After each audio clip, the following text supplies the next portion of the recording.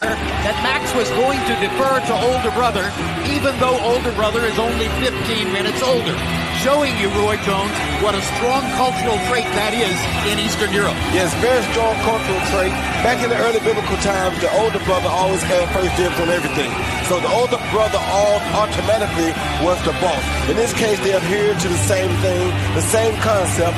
And, you know, these guys are so nice that I couldn't see one guy not backing up for the other. That's just how they live. And also, Gennady had the style that I think they both recognized, that everyone recognized, would translate better at the box office in the pros. Max was apparently a more technical fighter than Gennady, and Gennady was more aggressive. Gennady had 4 fights last year, Max Kellerman. 3 fights this year because he lost a date when his father unexpectedly died in February. He's adamant about his desire to fight 4 times next year. That's also a part of the growing star profile. Oh, this right? is what do we always talk about? Boxing fans are like, why doesn't this guy just fight all the time? And if he can't get the biggest stars in with him, fight the best available guy. That's Golovkin. He's not American. He's not Mexican. He's not Mexican-American, right? He doesn't have a built-in fan base that would be easy to market to. He has to become a star by being fan-friendly in and outside the ring. And fortunately, he is. He has a fan-friendly style in and out of the ring. Well, this feels like a love-in in Carson, California. Not terribly far from where he trains in Big Bear, California. And Golovkin makes clear that he is planning to move here to Southern California next year, bringing his wife and 5-year-old son over from Stuttgart. He says he wants to make the move now so that his son can go to first grade in an American school. It's going to be interesting to see the crowd response here in Southern California. An Eastern European fighting a Mexican fighter. If Gennady can win this crowd, he'll have really done something. Notable wins. TKO 3, TKO 8, KO 3, TKO 10 again. 18 knockouts in a row. Highest knockout percentage of any middleweight titleist in history. Highest knockout percentage of any prominent fighter in the sport at this moment. And on the thrill meter, definitely number 1. Let's go to Michael Buffer for the official introductions. Ladies and gentlemen, from StubHub Center, Carson, California, USA, this is the main event of the evening. And it's all brought to you by K2 Promotions in association with Promociones de Pueblo and Samson Boxing. Sponsored by Expo 2017 and Tricamo.com. 12 rounds of boxing for the middleweight championship of the world. Sanctioned by the IBO, the WBA for its super title, and the WBC for the mandatory challenge to their world title. This fight held under the auspices of the California State Athletic Commission, Chairman John Frierson, Executive Director Andy Foster. Because of weighing in above the middleweight limit, the challenger will be officially unable to capture the title if victorious. At ringside, the 3 judges scoring this bout, Raul Caiz Sr., Max DeLuca, and Robert Hoyle. And inside the ring, in charge of the action at the bell, your referee, Jack Reese. And now, ladies and gentlemen, the fighters are in the ring and ready. Are you ready? For the thousands in attendance and the millions watching around the world, ladies and gentlemen, let's get ready to rumble!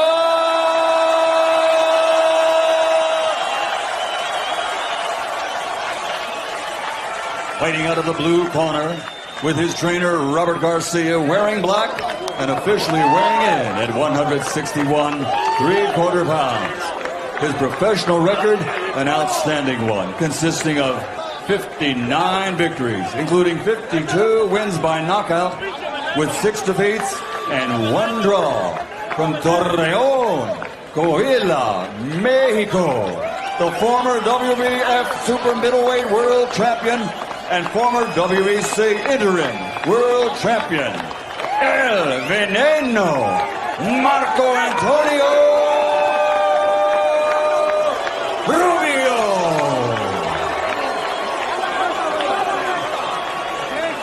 fighting out of the red corner with his trainer, Abel Sanchez, wearing blue, official weight, 159 pounds. Since capturing an Olympic medal, he has a perfect professional record. 30 fights, 30 victories, including 27 KOs, with 17 consecutive KOs to date. His 90% knockout ratio, the highest in middleweight champions history. From Karaganda, Kazakhstan, the reigning, defending middleweight champion of the world, Gennady Triple G Golovkin.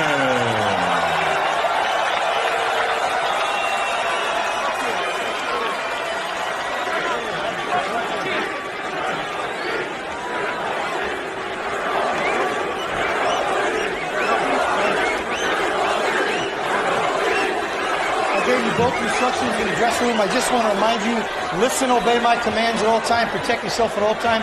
God bless both of you and good luck. Triple G is the monster that everyone's come out to see. So far, against second-tier opposition, the best guys that would get in the ring with him, he's either met expectations or exceeded them every time out. You ready? This might be his biggest fight so far. Can he do it again? Rubio's just a little bit longer and, of course, 3 inches taller. And unofficially outweighs Golovkin 8 pounds. Yes, Roy? In our first fight, I said at some point in the fight that Donaire needed to do something to change the momentum of the fight. Rubio has to do something immediately to change the tempo of the fight. Meaning land something significant? To get some respect, because if he doesn't, Gennady Golovkin will walk right through you. Rubio can punch, and he's experienced. Everybody talks about Golovkin's power punching. He lands more jabs per round than any top fighter in the sport. An average of 11 jabs landed per round. Fighters throw a lot of jabs, generally don't land them at a very high percentage. His body punching has also been known to be devastating. He also keeps his chin tucked well, controls distance well, cuts the ring well. 350 amateur fights, 30 pro fights, never knocked down. Very economical, a guy that doesn't waste a lot of punches, and he's fighting this fight pretty smart from the start. He's standing right in, not wasting a lot of energy, because he knows that Rubio, with the experience factor, probably expects to take him the distance or try to get him in that deep water, which is what we call the late rounds. Rubio's landed a couple of pretty good shots. Back Golovkin up at one point with a jab, lands a hard right to the body there. When Golovkin jabs, his right hand comes out a little bit too to catch a counter, and it's discouraging for his opponent. And there are 2 thudding right hands upstairs by Golovkin, the second of which backs Rubio up a couple steps. Good thing for Rubio was that he blocked both of them, and that's probably why he kept that weight advantage, so that he can withstand this type of an onslaught.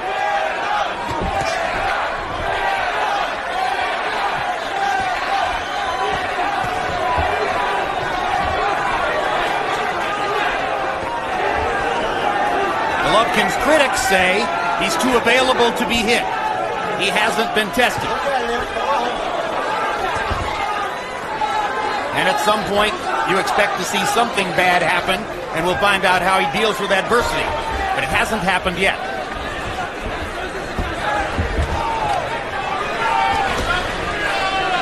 Let him go, fight out. Even though the Dodgers have been knocked out of postseason baseball, Golovkin has a Dodger logo on his trunks, hoping to help build a little more affection here in Southern California. And Adrian Gonzalez is in the crowd, Dodger first baseman. Oh, hard hook and a right hand by Golovkin. Rubio comes back with a right hand of his own. He did answer that right back immediately. Like a pro. Yes, he did, like a seasoned veteran. And Golovkin seems to know that Rubio can punch a little bit. He does. How'd you feel it? How'd you feel him? Okay? How'd you feel the power? No, nothing good. So now what you have to do, when you throw, blend your knees No, don't let him fake you. Don't let him fake you. Don't lead it up. Close it up when you're on the inside, on the inside, on the inside, those punches. And push him back, send him back with those punches. Okay, we got to be inside first. We got 3 or 4 rounds to practice and do the things we want to do. Right? Okay. Max.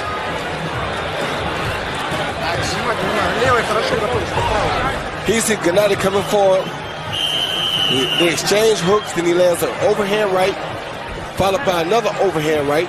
Probably his best 2 punches, but Rubio did try to answer back with the right uppercut. Yeah, Rubio speared him with that right uppercut, answering back effectively, but CompuBox numbers in round 1. Golovkin 30 out of 71, Rubio 15 out of 59. GGG with a 16-10 edge in power shots. Good right hand from Rubio.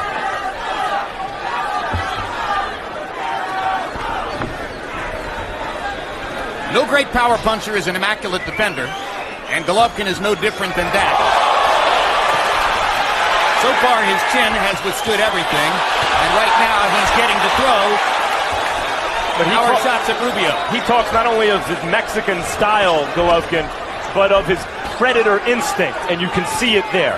He's always looking to attack and to hurt. Rubio working to the body, getting in a couple of good shots. Golovkin comes back to the body and gets in a better shot. So they exchanged some really good body shots in that last exchange. Oh, good uppercut. Hard uppercut by Golovkin. Momentarily wobbled Rubio. Now he's got him pinned against the ropes. And see how he varies here. Predator at work. Down goes Rubio. Touch, touch, touch. Smash. Cinco. Left hook smash. 7, 8, 9, 10. Second round knockout. He didn't make it up.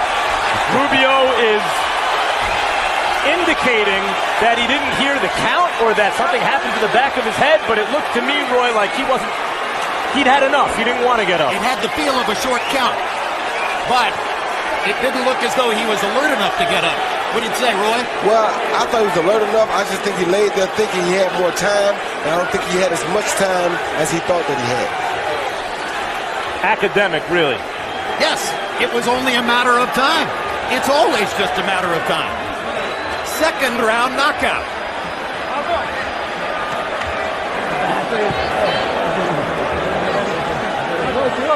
And with a little shrug and a big hug, Rubio shows his respect for Gennady Golovkin.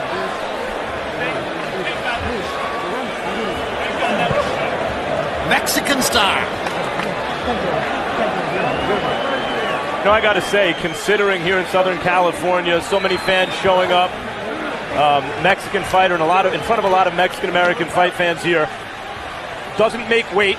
Rubio, real nice guy, a good career so far, doesn't make weight, doesn't fight back to the extent that maybe you thought he would, and seems to have been content to lay on the canvas once he was knocked down.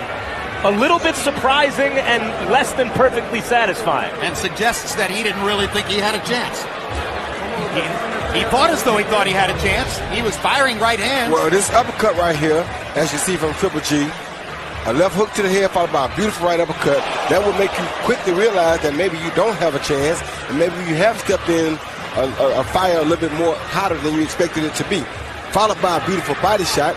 Then he continues the attack. But that right uppercut was a devastating shot, and then down he goes from the left hook. And maybe that is to Golovkin's credit that he could beat the fight out of a real fighter like Rubio seemingly so easily. And look at how he adjusted the arc on the left hook that's what Rubio to get said. it over Rubio's guard. He said, he hit me in the top of the head. He sure did, and he seemed like he jammed your neck down to where your chin was supposed to be. And my goodness, what a power shot that guy can throw. Here's Michael Buffer with the official particulars on the knockout. He's looking at the replay and enjoying it just like us. Ladies and gentlemen, the end comes at 1 minute and 19 of round number 2. The winner by knockout victory. His record now, 31 fights, 31 victories, 28 knockouts, 18 consecutive knockouts to date.